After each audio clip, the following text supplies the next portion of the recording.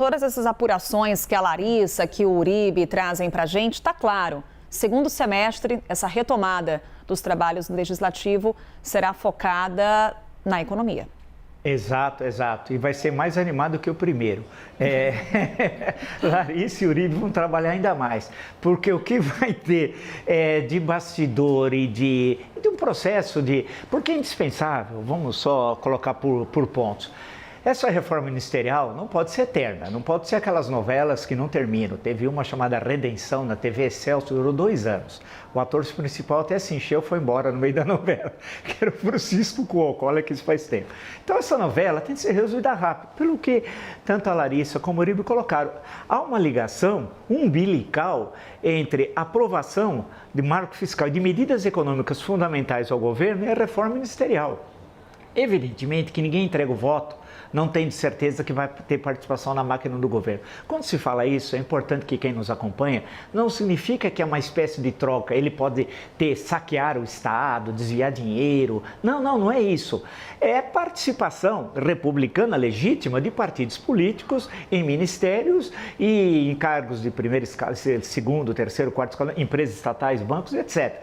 Isso faz parte do jogo democrático. O Sérgio Abrantes chamaria de, muito bem, que é um grande sociólogo e cientista político, de presidencialismo de colisão. Bem, até aí tudo bem, mas precisa fazer rápido, isso demora muito, né? Há uma lentidão que o governo Lula tem hoje que não teve nos seus 2 primeiros governos em termos de articulação política, de responder rapidamente a uma conjuntura complexa, politicamente falando.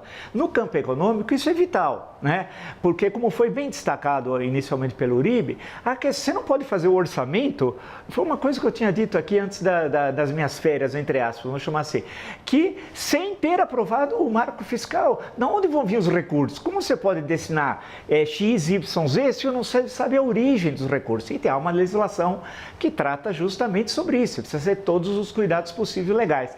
Então, acho que esse é o grande desafio. É a questão, como você bem disse, a questão econômica. A questão econômica é que vai marcar o segundo semestre.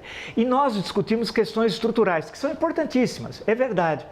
Mas a ampla maioria do povo, da população, dos eleitores, estão preocupados com a seguinte questão. Primeiro, preço dos alimentos. E já há uma queda real no preço dos alimentos. É isso que aumenta a popularidade, é isso que elege o presidente da República, o governador ou quem seja, né? Há uma queda no preço dos alimentos. Se você conseguir manter essa queda na cesta básica e ampliar isso para outros setores da economia, portanto não há uma inflação de demanda, como diz o presidente do Banco Central, com deflação, é ele que inventou isso, não existe isso na teoria econômica, a situação do governo vai ficar favorável. Agora, precisa do marco fiscal, isso é evidente, para o chamado mercado, né? Que eu nunca me apresentaram até hoje, quem é o mercado, e a questão orçamentária. A questão central do marco fiscal é a questão orçamentária. E aí os gastos, no caso da saúde, por exemplo, no caso da educação, são pilares básicos na visão de mundo do PT. Vamos passar por aí também. Sendo assim, para concluir, a questão econômica é que vai marcar o segundo semestre. E aí vão ter boas discussões e tem um ponto, me permita, por favor, terminar com o que você levantou no início do jornal apresentando a Folha de São Paulo, salvo engano, sobre o número de funcionários públicos do Estado inchado, né? E você mostrou uma reportagem que é de um Atlas que comparou o número de funcionários públicos no Brasil, México, Estados Unidos, etc. Os Estados Unidos tem mais funcionário público em São Paulo que o Estado brasileiro, que o Brasil. Ou seja, não há Estado inchado, é os pseudos liberais que aliam ao extremismo.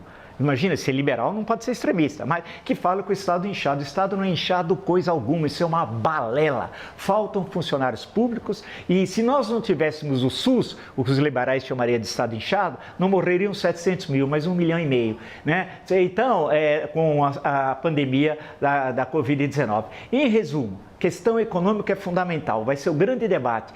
A economia puxando a política, porque normalmente é a política que puxa a economia. Provavelmente, segundo semestre legislativo, vai ser o inverso. E nós fazendo marcação cerrada nessa discussão. E certamente tem de ter reforma ministerial já. Não significa que, volto a dizer, concluindo, me estendi muito, que é no sentido de saquear, volto. Vamos entregar uma fatia para eles fazerem o que eles quiserem. Não é isso. É uma troca legítima que ocorre em regime democrático. No parlamentarismo isso tem, de outra forma, mas tem. Em outros presidencialismos também. Por que no nosso não ter? Agora, e nós ficarmos vigilantes, os órgãos de controle, TCU, CGU, a imprensa, etc, etc, etc. Essa é a grande questão.